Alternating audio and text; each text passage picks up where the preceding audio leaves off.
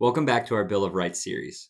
In part 2, we're breaking down the amendment that sets the foundation for the entire Bill of Rights, the First Amendment. Ratified in 1791, it's only 45 words long, but it protects more freedoms than any other amendment. To understand the First Amendment, you have to look at what the founders lived through. Government-controlled religion, heavy censorship, punishment for criticizing the king, and bans on public gatherings. They wanted the exact opposite for America, a nation where ideas are free and the government power is limited. That's why the First Amendment comes first. The 5 freedoms from the First Amendment: 1. Freedom of religion. 2. Freedom of speech. 3. Freedom of the press. 4. Freedom of assembly. And 5. Freedom to petition.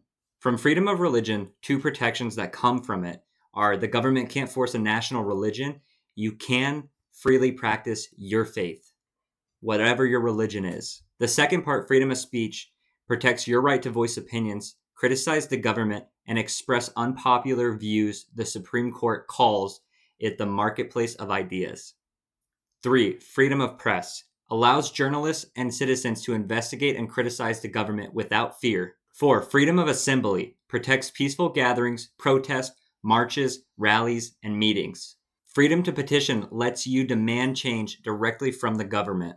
Here's the part of the First Amendment that people get wrong. The First Amendment protects you from the government, not from public reaction. That means you cannot be jailed for your opinions, but people can still disagree with you.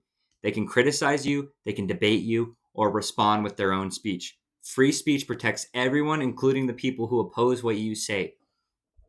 Side note I want to add is what this means is you can say whatever you want and the government can't do anything about it.